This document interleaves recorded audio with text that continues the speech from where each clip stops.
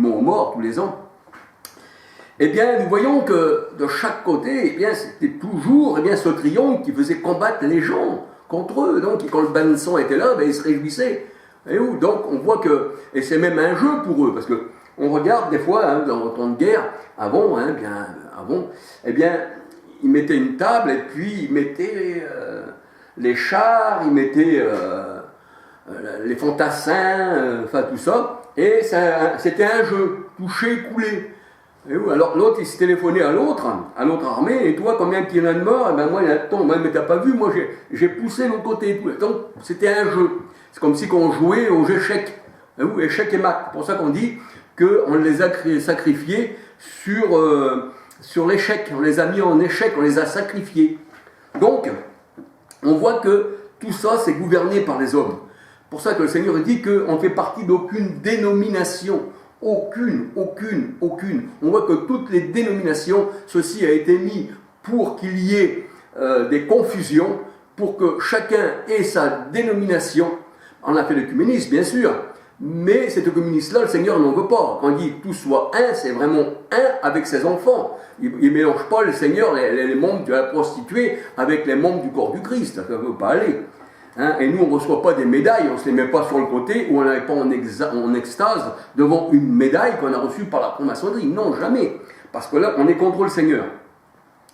Donc, il faut sortir du pays de Cham, du pays de Canaan, c'est ce que nous dit la parole de Dieu. Alors voilà, alors j'aurais voulu parler aussi, là je vais peut-être changer un peu de sujet, j'aurais voulu vous parler aussi de Jésus, homme. Parce que les gens le prennent, les antichrists, et nous voyons que la franc-maçonnerie, les religions lui appartiennent. Et nous voyons que les religions sont antichristes. Prenez les témoins de Jéhovah, leur patron c'est Taz Roussel, le principal, franc-maçon 33e degré. Et nous voyons que la franc-maçonnerie est antichrist. Elle ne veut pas de religion. Elle a ses coutumes. C'est une secte qui gouverne les religions. Et ils sont antichristes. Et nous voyons que les témoins de Jéhovah sont antichristes. Ils disent que Jésus n'est pas Dieu. Donc ça vient de la franc-maçonnerie. Et où? C'est pris dans la franc-maçonnerie. Jésus n'est pas Dieu. Jésus est un homme simple. Alors, si Jésus est un homme simple, malheur à l'homme qui se confie dans un homme. Jérémie 17,5. Malheur à l'homme qui se confie dans un homme, mais heureux celui qui se confie dans l'Éternel. Et la parole de Dieu nous dit, en Jésus-Christ, tout a été créé dans les cieux et sur la terre, ce qui est visible et ce qui est invisible. C'est-à-dire, le visible, c'est tout ce qui existe. Les forêts, les rivières, les poissons, les oiseaux, les hommes, les chiens, les lions, enfin, tout ce qui est visible. Le soleil, la lune, les étoiles, tout ce qui est visible. Et aussi l'invisible, parce que le vent, il est invisible, mais il existe. Et la parole de Dieu dit que Dieu a tout créé, même le premier symptôme de poussière. Donc, on peut dire que Christ, là, la parole de Dieu nous dit, eh bien, il a créé les visibles et les invisibles. Tout ce qui existe, tout ce qui est visible et invisible. Et c'est-à-dire, il a créé aussi les esprits qui sont invisibles. Hébreux 12, verset 9 et Nombre 16, verset 22. Alors, Christ, il a créé les trônes. Et il a créé la souveraineté, les principautés et les pouvoirs. Daniel 2, verset 21, 44. Et la parole de Dieu, elle dit que c'est l'Éternel lui-même qui met les rois sur leur trône, ou qui les pulvérise par la pierre principale, qui est Christ. Daniel 2, verset 34, 45. Et la pierre, eh bien la parole de Dieu nous dit que c'est Christ. Daniel 2, verset 34, 45, c'est Christ qui pulvérise les nations. La pierre, c'est Christ. La pierre qui écrase les rebelles, c'est Christ. Matthieu 21, versets 42 à 44. Il est dit que c'est l'Éternel lui-même qui est la pierre d'achoppement, qui est un rocher de scandale. Il est un filet et un piège pour les habitants de Jérusalem, c'est-à-dire du pays de Cham. comme je viens de vous parler. Ésaïe 8, versets 13, 14 à 16. Et il nous dit que c'est l'Éternel lui-même qui est la pierre d'achoppement. Jésus dit, je suis la pierre et je vous écrase. Ésaïe 8, versets 13, 14 à 16. Et il buvait un rocher qui était Christ. Romains 10, verset 4. Et la parole de Dieu nous dit, dans Ésaïe 44, verset 6 à 8, eh bien qu'il est l'Éternel est le premier et le dernier. Et Jésus disait, je suis le premier et le dernier. Dans la parole de Dieu, il n'y a pas deux premiers ni deux derniers. Et nous voyons que la Bible dit que mon rocher, c'est l'Éternel. Il buvait un rocher qui était Christ et qui les suivait déjà dans l'Ancien Testament. Romains 10, verset 4, Luc 2, 34. Un rocher de scandale, un rocher que l'on repousse, qu'on ne veut pas. On veut bâtir, mais on ne veut pas ce rocher. On veut bâtir la pyramide, mais on ne veut pas du rocher. On veut bâtir la tour, mais on ne veut pas du rocher. C'est pour ça que ça ne peut pas marcher. On veut bâtir un troisième temple, mais on ne veut pas du rocher. Donc le temple est vide, puisque si l'Éternel ne bâtit la maison, c'est en vain que travaillent les maçons. Et la parole de Dieu nous dit que c'est l'Éternel qui a été vendu 30 pièces d'argent. Zacharie 11, verset 12-13. Il est le rocher, l'Éternel est le rocher, Ésaïe 8, 13, 14 à 16. Et il a été vendu 30 pièces d'argent. Zacharie 11, verset 12-13. La parole de Dieu nous dit qu'il est avant toute chose. Et que toute chose existe en lui. Colossiens 1, 17. Et tout a été créé par lui et pour lui, c'est-à-dire le Seigneur Jésus-Christ. Tout a été créé par lui et pour lui.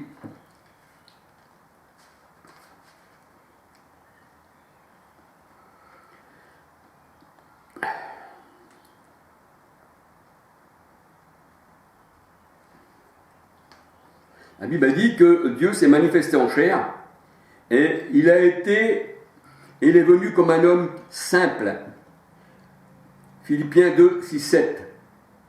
1 Timothée 2, 6. On dit Jésus homme, mais il est Emmanuel, Dieu avec nous, Matthieu 1, 23. La parole de Dieu nous dit que le Seigneur c'est l'Esprit, 2 Corinthiens 3, 17. Et Dieu peut prendre un corps comme il veut, c'est ce que nous dit la parole de Dieu. Et dans Marc 16, 12 nous dit, et il se présenta à ses disciples sous une autre forme. Et les disciples ne l'avaient pas reconnu, parce que ça avait présenté sous une autre forme. Et ce grand Dieu, puissant, et qui crée toutes choses, eh bien, il a pris chair. 1 Timothée 3,16. Il est venu dans un corps humain. Et la parole de Dieu nous dit encore que il est venu aussi en nous. Donc, il est dans notre chair. Il est en nous. Nous sommes aussi le temple. 1 Timothée 3,16, Jean 1, 14. Cours de Jésus, vivez par le Père. Et tout ce que Jésus faisait, il le faisait non par la chair, mais par le Père, qui était en lui, car Dieu était en Christ. 2 Corinthiens 5, 19, Jean 14, 10. C'est pour ça que quand Jésus disait, eh bien, je fais tout par le Père, ça veut dire que, Jean 6, 57, le Père était dans son Saint-Temple, et c'est le Père qui faisait agir le corps de Jésus, et c'est le Père qui parlait à travers Jésus. C'est pour ça que Jésus disait, celui qui me voit le Père. Eh bien maintenant, vous le connaissez et vous l'avez vu. Pourquoi dis-tu, eh bien montre-nous le Père, qui disait à Philippe. Hein, il y a si longtemps que je suis avec toi, Philippe, celui qui m'a vu a vu le Père. Comment dis-tu, il y a si longtemps, tu ne m'as jamais connu. Eh oui, Jean 14, versets 6 à 10. Et la parole de Dieu nous dit que c'est Dieu lui-même qui se pourvoit pour l'agneau. C'est Dieu lui-même qui se pourvoit pour l'agneau. C'est pour ça que le Seigneur Jésus-Christ disait, on ne prend pas ma vie, mais je la donne de moi-même. Genèse 22, versets 7-8. Jean 1, 29. Voici l'agneau qui ôte le péché. Apocalypse 5, verset 6. Et là, nous voyons eh bien, que sur les nuées du ciel, il n'y en a qu'un seul qui vient. Il n'y en a pas trois, comme nous dit la parole de Dieu, il n'y en a qu'un seul. 1 Thessaloniciens 4, 16. 1 Thessaloniciens 4, 17. Et c'est lui, eh bien, le Seigneur, qui est porté sur les ailes du vent par les chérubins, Ésaïe 19, 1. C'est-à-dire, la parole de Dieu, elle dit qu'il est porté par ses anges de peur que ses pieds ne heurtent une pierre. Et quand on dit les nuées du ciel, eh bien, la parole de Dieu nous dit que nous sommes environnés d'une grande nuée de témoins. Et les témoins, nous savons que c'était les disciples du Seigneur. Nous savons que la nuée, nous savons que les tourbillons, eh bien, c'est l'armée de l'Éternel. Alléluia. C'est l'armée de l'Éternel. Alors, Ésaïe, il est toujours bon de revenir à la parole de Dieu, toujours.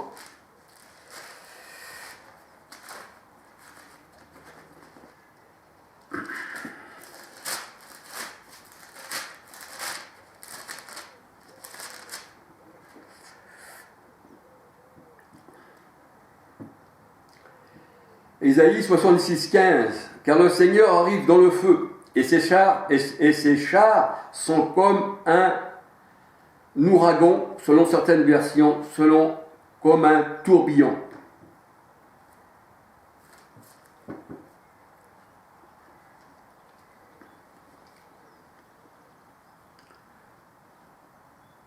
Nous allons regarder dans Psaume 77, 19. Psaume 77, 19.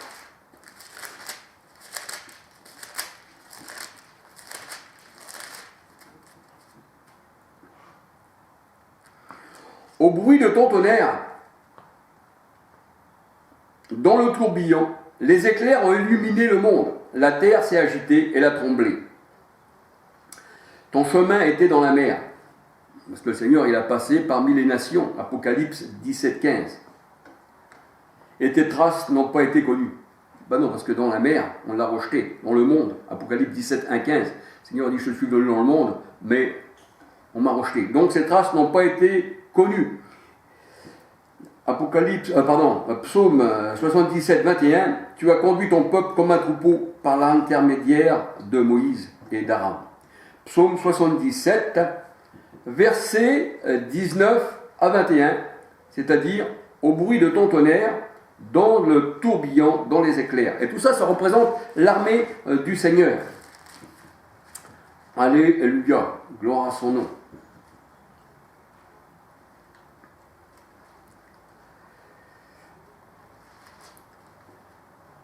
Deux Rois 2,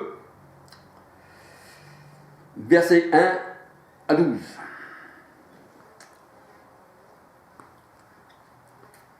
L'Éternel des armées, char et sa cavalerie. On voit que, Élie a été emporté dans le char, dans le tourbillon, par l'armée du Seigneur qui sont ses anges. 2 Rois 2, versets 1 à 12.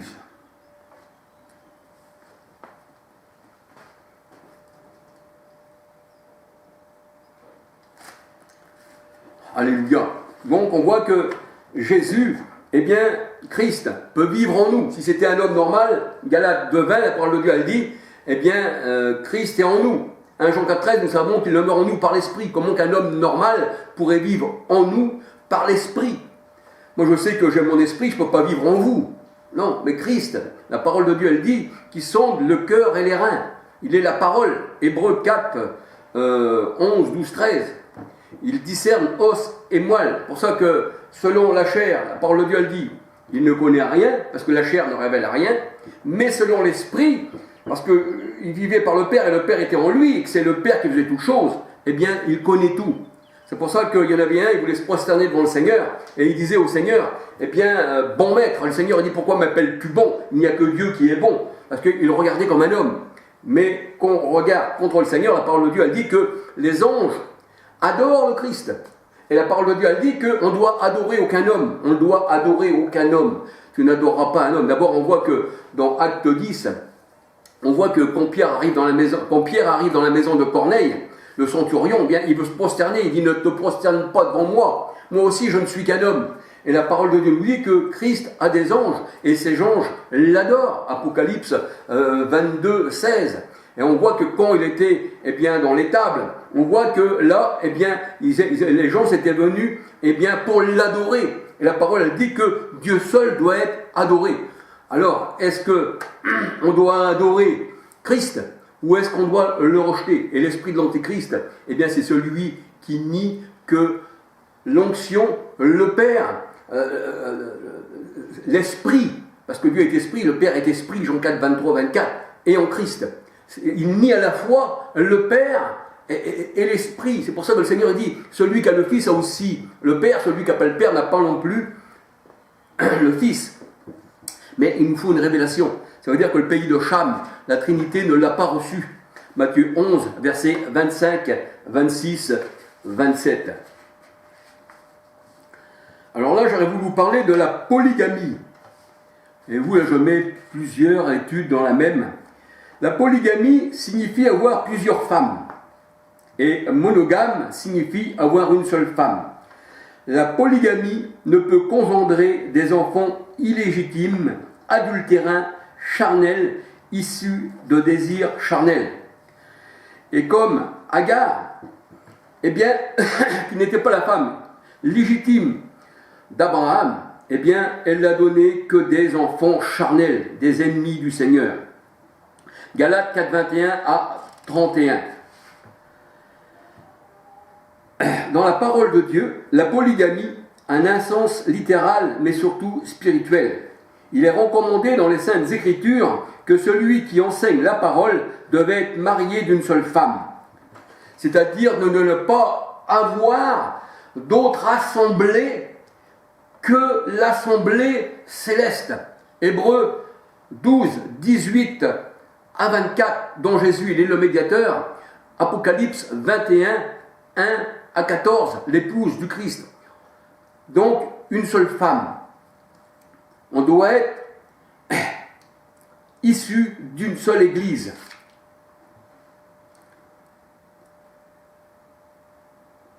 Et l'ancien devait avoir une seule femme et des enfants fidèles. Parce que sinon, si on a d'autres femmes, on va avoir des enfants selon la chair comme Agar, qui était eh bien, l'autre femme eh bien, d'Abraham. Pour ça, le Seigneur dit, tu n'auras qu'une seule femme, sinon tu auras des enfants infidèles. L'ancien aura des enfants infidèles. Type 1, verset 5-6. Et ici, la femme est représentée, eh bien, comme l'assemblée.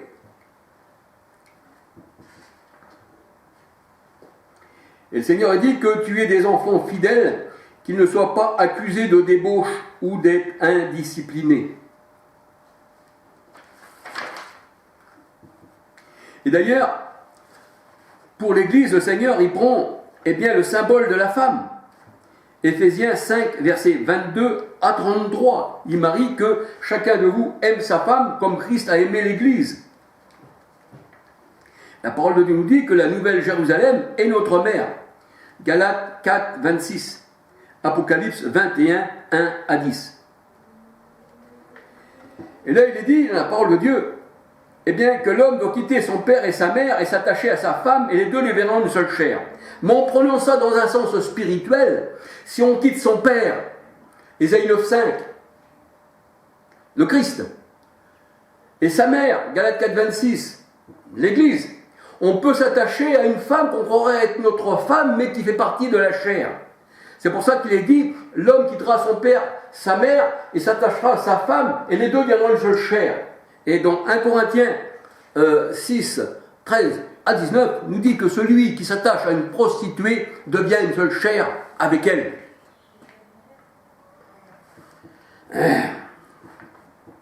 Éphésiens 5, 31, Genèse 2, versets 21 à 24.